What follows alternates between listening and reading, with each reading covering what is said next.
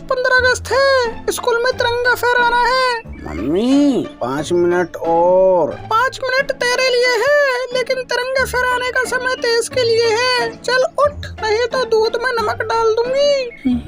भैया उठो, मैं तिरंगे वाली चूड़ियाँ पहन चुकी हूँ। ठीक है, उठ गया, लेकिन नाश्ते में समोसे चाहिए। थोड़ी देर बाद सब आंगन में तैयारी कर रहे होते हैं। पवन झंडा निकालता है। मम्मी देखो, ये झंडा तो नया है, चमक रहा है। हाँ बेटा, कल ही बाजार से लाई हूँ, देखना पूरे गांव में सबसे सुंदर लहराएगा।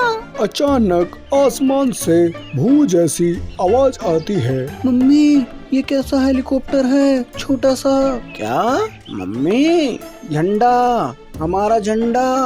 अरे रुक जा रे कमीने, तिरंगे को छूने की हिम्मत कैसे हुई तेरी? जंगल के पक्षी इकट्ठा हो जाते हैं। मालकिन, मैं उड़ता हूँ और देखता हूँ कहाँ ले जा रहा है। और मैं भी, आज ये ड्रोन कहीं नहीं बचने वाला। तोता और कबूतर ऊपर से पीछा करते हैं। पवन और हीरा कौवा बाइक पर निकलते हैं। नोनी चिड़िया स्कूटर पे। पवन बेटा देख ध्यान से, ये सिर्फ झंडा नहीं, हमारी इज्जत है। मम्मी, आज अगर ये ड्रोन चोर नहीं पकड़ा गया ना, तो मैं अपना नाम बदल दूंगा। ड्रोन कभी खेतों के ऊपर, कभी नदी के ऊपर से उड़ता है। पवन बाइक तेज करता है। पानी में गिर गए तो मोबाइल भीग जाएगा। मोबाइल से ज्यादा झंडा जरूरी है कौवा भैया।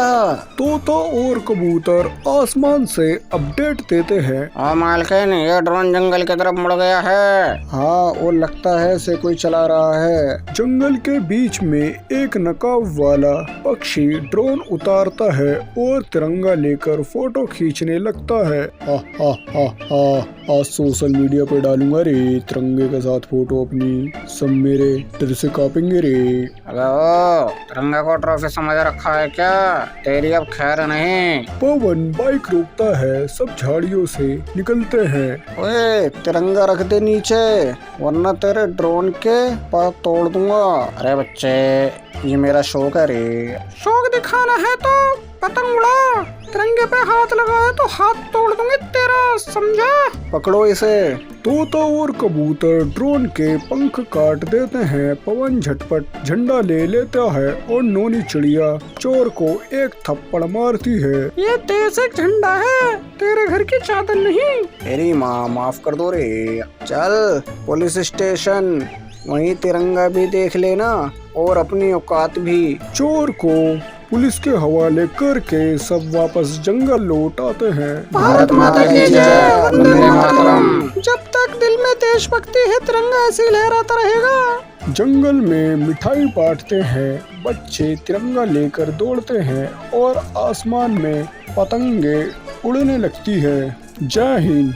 एक छोटे से गांव में, एक छोटे से घर में नोनी चिड़िया अपनी बेटी छोटी हीरी के साथ रहती थी। उसे सेल्फी लेने का बड़ा शौक था दूसरों के फोन से। उसके पास कोई फोन नहीं था। आइए सुनते हैं छोटी हीरी की कहानी, उसी की जुबानी। माँ, मुझे फोन चाहिए, मैं नहीं जानती कुछ भी। हाँ नहीं तो क्या करोगे फोन का? अभी तो तुम कितनी छोटी हो, अभी तो तुम्हारे दूध के दांत भी नहीं टूटे। माँ, मेरे सब दोस्तों के पास फोन है, मेरे पास नहीं। जब देखो मुझे दूसरों के फोन से सेल्फी लेनी पड़ती है। हाँ नहीं तो। बेटी, फोन के अलावा भी कोई लाइफ है। इतना बोलकर छोटी हीरी उड़ जाती है और नोनी चिड़िया छोटी हीरी की टेंशन लेती रहती है। तभी उसके पास हीरा कौवा आता है और कहता है, नोनी क्या हुआ, टेंशन में क्यों हो इतनी तुम? क्या बताऊं हीरा, छोटी हीरी फोन की जिद कर रही है। मैं कहाँ से लेके आऊं फोन उसके लिए? अगर उसको फोन दे भी दूं तो तुम्हें पता ही है आजकल क्या चल रहा है। हाँ, आजकल जब देखो हर किसी के पास फोन है। उन सबको ये नहीं पता फोन के अलावा भी जिंदगी है। जब से फोन आया है तब से लड़ाई दंगे, परिवार का बंटवारा, उल्टे सीधे दोस्त जिन्हें हम जानते भी नहीं। क्राइम भी इतना हो गया है, एक तरीके से ये मानो बच्चों को फोन देना मतलब गलत संगत की तरफ धकेलना। हाँ, ये बात तो सही कह रहे हो, लेकिन मैं नहीं चाहती वो गलत संगत में पड़े। नोनी, मैं समझाता हूँ उसे। हीरा कौवा छोटी हीरी के पास जाता है और छोटी हीरी छोटे हीरे के फोन पर सेल्फी ले रही थी। हीरा कौवा क्या कहता है छोटी हीरी से? छोटी हीरी, क्या बात है, कि वो अपनी माँ से लड़ाई करके यहाँ आ गई। क्या बताऊँ हीरा अंकल, मेरी सारी दोस्तों के पास फोन है, मेरे पास नहीं है। मैंने बस फोन मांगा था और माँ ने मना कर दिया। बताओ। बेटी वो तो मना करेंगी, मेरे कहने से एक बार उनके पास जाओ जिनके पास फोन है, और मुझे ये आके बताओ क्या वो फोन के साथ खुश हैं। इतना देख कर आओ और उन्हें पता नहीं लगना चाहिए कि तुम उन्हें देख रहे हो, ठीक है। छुपक के देखना जिससे कि किसी को पता न लगे ये अपनी जिंदगी कैसे जीते हैं तुम्हारे सामने और रियल लाइफ में, ठीक है। ठीक है अंकल। छोटी हीरी चली जाती है अपने दोस्तों के पास और सबको छुपक कर देखती है वो क्या कर रहे हैं क्या नहीं।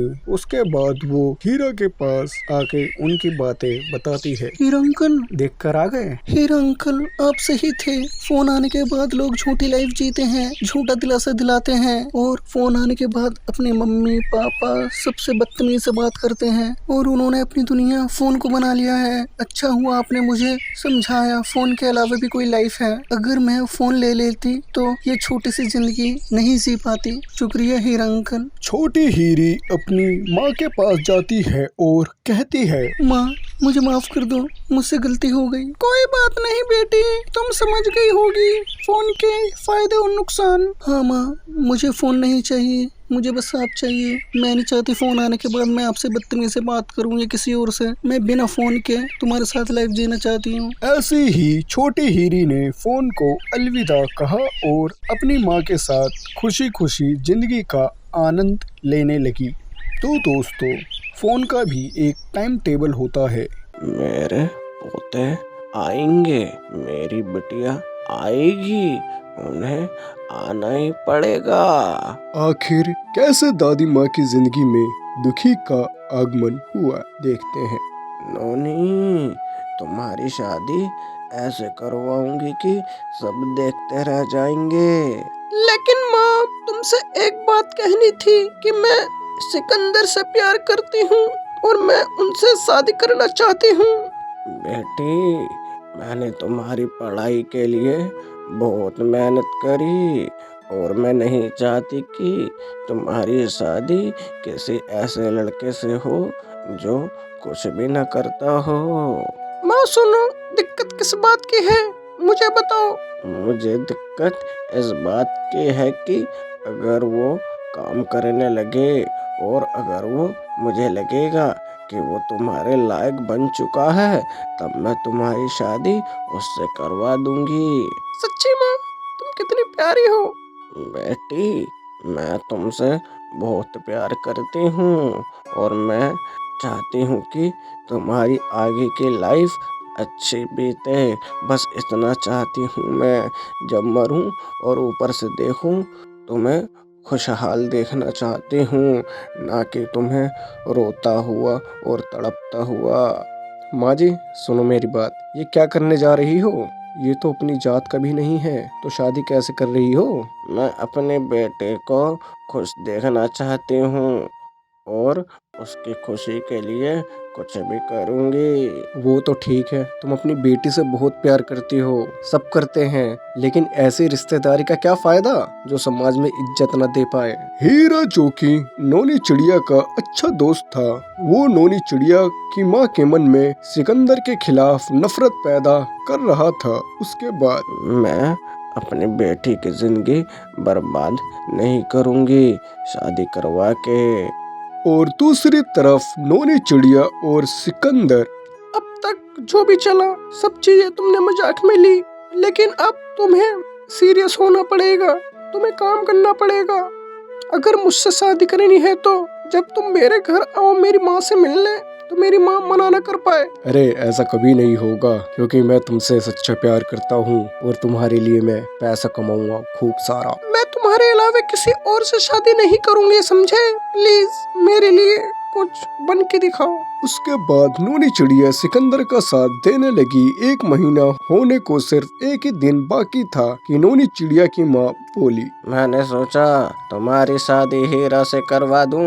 लेकिन माँ, मैंने पहले तुमसे बता दिया था कि मुझे सिकंदर पसंद है और उसने अपना काम शुरू करा है। लेकिन वो हमारी जात का नहीं है, और अगर तुम्हारी शादी उससे करवा दी, तुम्हारी क्या इज्जत रह जाएगी इस जमाने में? जमाना क्या कहेगा?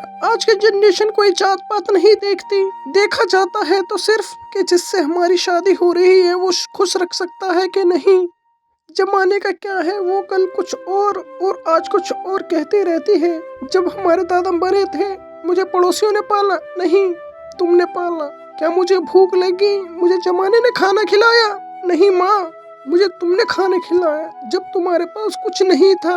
जमाना इतना कुछ कहता था, आपने सब सहा और मुझे इस काबिल बनाया। माँ, मैंने आपसे कुछ नहीं मांगा, बस एक चीज मांगना चाहती हूँ कि मेरी शादी सिकंदर से करवा दो, बस प्लीज माँ।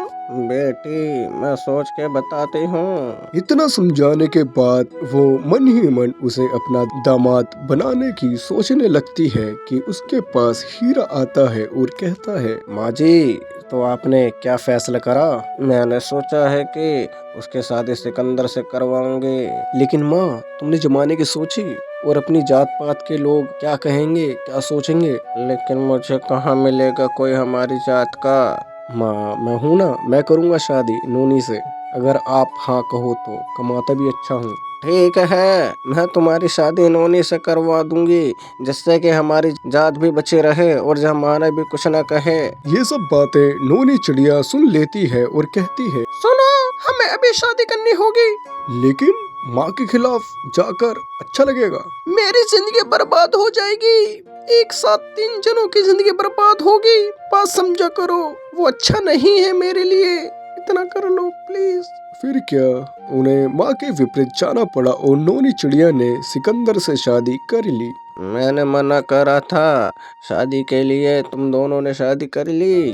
जमाना तुम दोनों को स्वीकार नहीं करेगा और तुम दोनों यहाँ से चले जाओ। तुम कौन होते हो मुझे मेरी माँ के घर से निकालने वाले? अभी मेरी माँ है। तुम्हारी माँ ही कह रही है कि चले जाओ यहाँ से, बस।